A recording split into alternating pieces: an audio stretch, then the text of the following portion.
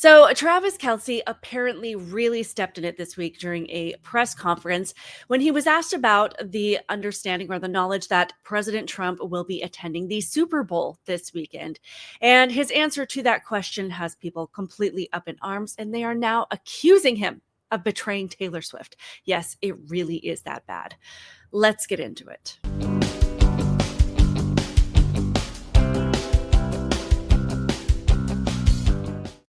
Welcome to my channel, Outspoken Samantha. I appreciate you being here. Do me a couple favors, hit the thumbs up button, become a subscriber if you're not already, and turn on your notifications so that you never miss out on a conversation like the one we're about to have. So we are coming up on Super Bowl Sunday, and for those like myself who never, ever watch football and don't really pay that much attention to the Super Bowl unless the commercials are good, and it's been a long time since that happened, this year's game will be between the Kansas City Chiefs and the Philadelphia Eagles, which means Tay-Tay will probably be there cheering on her man. Or will she? Well, according to recent reports, President Donald Trump announced that he will be attending the Super Bowl on Sunday, making him the first president in U.S. history to attend a Super Bowl game live. And we know that Taylor Swift and Donald Trump are not exactly best friends. But according to this article in Vanity Fair, it says maybe he worried that Taylor Swift was getting too much attention. Donald Trump announced that he will attend the Super Bowl on Sunday, becoming the first sitting president in history to watch the game in person. The U.S. Secret Service released a statement Tuesday confirming extensive planning and coordination and hinting at enhanced security for attendees. But that's not the only exciting news. It seems that the NFL might be getting the hint that they need to at least be a little bit more neutral on their political messaging. It goes on to say, on Sunday, the Kansas City Chiefs will face off against the Philadelphia Eagles in the title game in New Orleans, with a notable change of messaging on the field of the Superdome. For the first time since 2021, the messaging "End Racism" will not be stenciled on the turf above one of the team's end zones. Instead, one end of the field will feature the message "Choose Love," and the other, as it typically does, "It takes all of us."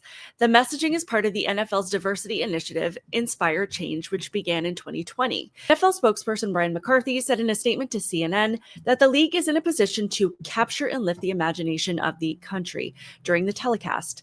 "Choose Love" is appropriate use in the Super Bowl as our country has endured in recent weeks. Wildfires in Southern California, the terrorist attack here in New Orleans, the plane and helicopter crash near our nation's capital, and the plane crash in Philadelphia.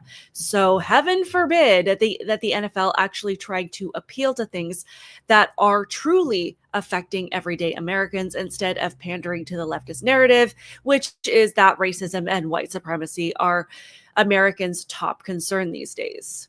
It looks like the NFL is at least trying to distance themselves a bit from the far left messaging that have made a lot of fans rethink their support for the league. Because as we've said repeatedly, we are tired of having every organization push their political agenda in our faces. We just want sports leagues to focus on sports. We want Hollywood to focus on your movies and TV shows. Fans just want to watch a sporting event or a movie without having to constantly hear these people or their organizations tell us what to think or how we should vote. We want a return to some level of sanity where we're not constantly obsessed with politics. We need a break. And sports, for a lot of people, is a great place for that. At least it used to be, and hopefully it can be again. However, the controversy didn't end there. During a press conference, both Patrick Mahomes and Travis Kelce were asked about their thoughts on playing this game in front of a sitting U.S. president, and this is what they had to say. It's a great honor. I think, no matter who the president is, I know I'm excited because it's the biggest game of my life, and having the president there, it's the best country in the world. So it'd be pretty cool. I don't know if you saw the clip yesterday, but President Trump described you as a pretty good winner. I just wondered what you thought about that and how it's going to feel to play in front of him on Sunday. Yeah, I mean, it's always cool to be able to play in front of a sitting president, someone that is at the top position in our country. And so I didn't see that clip, but obviously it's cool to hear that he's seen me play football and respects the game that I play. So they both said that it's pretty cool that a sitting president of the United States is going to watch them play football. And honestly, the only part that shocked me was hearing Travis Kelce actually express love for the United States and calling it the best country in the the world, because I just assumed that he identified as a male feminist who was obligated to hate the country because he is dating anti-America feminist Taylor Swift. So that was actually nice to hear from him. However, liberals, of course, were not having it. They couldn't accept the neutrality of his statement in saying, no matter who the president is, it's cool to have the sitting president see me play the biggest game of my life, as he's acknowledging that he's part of a relatively significant moment in history. But because he threw even an ounce of respect in the general direction of Donald Trump, even though his comments were not specifically about him, the left is losing their minds, because that's what they always do. They just wake up in the morning and think, what can I be angry about today? It doesn't matter what it is. I just need to find something that I can take completely the wrong way to fill my cup of hostility and venom, because in my books, that will help my cause and bring more people to my side of the political aisle. In this case, they are taking it to mean that Travis Kelce is saying he's honored to have the man who bullied his girlfriend watch his game, and this makes him a bad partner and definitely means he betrayed Taylor Swift. So let's get a couple of these reactions. Travis Kelce is apparently honored that his girlfriend's bully is attending his Super Bowl game.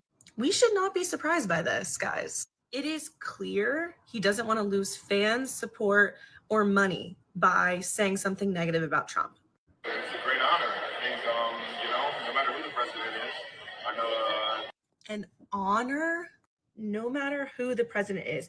Actually, it does matter, because on a personal level, he has said, I hate Taylor Swift. But I don't know, on like every other level, he's literally fascist, and he tried to overthrow the government. So yeah, it actually does matter who the president is and if it's an honor. I also don't want anyone to tell me, oh, he had to say this, guys. He said it in a very neutral way. No, his thoughts are his own, because guess who cleared? Is there added pressure with Trump attending? No, man. He cleared. And this is why I'm rooting for the Eagles. Grow a spine. Well, the other player, Jalen, wasn't even asked the same question. He just said if there was any added pressure by having the president watch the game, and all he said was no. So it's not the same question, but in their minds, when they redefine words and phrases, it's all just clumped together in one big mess. But we're not even going to get into the absolute lie that Trump is a fascist who tried to overthrow the government, because we can see that this girl is eating up, drinking up, and pretty much bathing herself in left-wing propaganda. But first, to call President Trump a bully of Taylor Swift is really a stretch, because yes, he did put that tweet out there after Taylor Swift endorsed Kamala Harris. And by the way, after it was revealed that Kamala Harris paid Oprah and Beyonce and Lizzo and other celebrities for their support, I want to know how much Taylor Swift's paycheck was for her support. But I can agree that the tweet was unnecessary, but it's not bullying. Saying that you don't like someone or hate someone one time is not bullying. And she's had even worse things to say about him.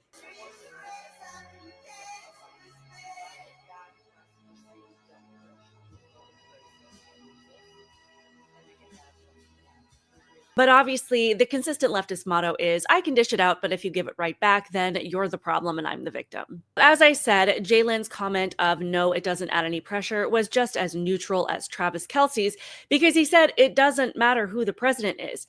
But again, according to liberals, unless you're putting down the people on the right or openly expressing your outright hate for people you disagree with, then you just need to be screamed at. Gotta love that tolerance and love. Here's another one. For a minute there, it seemed like Travis and the NFL and Chiefs were all trying to like show this new face of the NFL, be more open, be more progressive, bring in all the new audiences because you have all these Swifties tuning in. You're making commercials about dads watching with their daughters. But it's like, especially over the last year, they've really made their priorities clear. And look, I've said this before, so don't get this twisted. Not every celebrity needs to be this perfect progressive activist, but there's a difference between not passing a progressive purity test and actively aligning yourself with Trump.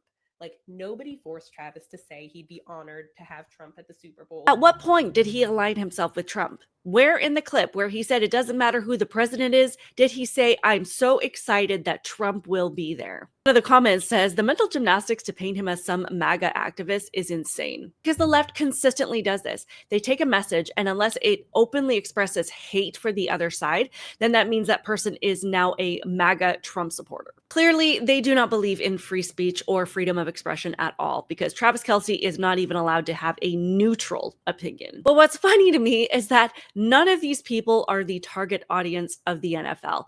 And I don't think white liberal women will ever grasp the concept that the world does not revolve around them and their opinions, because the NFL does not care what you think. They tried to care what you think, and they lost a ton of fans and support because they know that their base are largely moderate to conservative, masculine men, the very people that liberal women hate, and they have to make business decisions that make sense for their organization. And their players have to make statements that do not alienate their primary viewers because, as they've seen, the conservative support is massive, and losing that support is catastrophic. Just look at Bud Light. But we know libs don't care if entire organizations completely fail and burn to the ground, because it's more important to them that people become political activists for their far left social justice causes, and they should be willing to sacrifice their own careers and the careers of everyone around them in order to pledge their allegiance to DEI, feminism, and the anti-Trump narrative. I hate to break it to you guys, most people operate with a mentality that reminds them that not everything is about them. But at the end of the day, I don't think Taylor Swift is really going to care about what Travis Kelce says. She's also really good friends with Brittany Mahomes, and we know that Brittany Mahomes is somebody who has openly supported President Trump. According to this article in Teen Vogue, it says, if Kelce does support Trump, yikes. Swift was widely criticized last year for maintaining a friendship with Brittany Mahomes, a vocal Trump supporter whose praise of Trump was acknowledged by Trump himself. So it looks like even Taylor Swift is capable of keeping people in her life with whom she disagrees with. As much as I'm not a huge fan of Taylor Swift myself, maybe her fans could take a page out of her book, at least in this situation. Ultimately, Travis Kelce's comment was diplomatic, and there was nothing wrong with what he said. At the end of the day, her fans will support her, and Super Bowl fans will support the Super Bowl. And they'll probably do it more so this year because someone in their sphere actually expressed love for America. But I would love to hear what you guys think. Did Travis Kelce betray Taylor Swift? Is this the end of their relationship? Is she writing her breakup album as we speak? Let me know your thoughts on this in the comments below. Thank you so much for watching. Again, be sure to hit the thumbs up button, subscribe to my channel if you're not already, so you can help me to grow this channel. Keep it real, guys, and I will see you in the next one. Bye.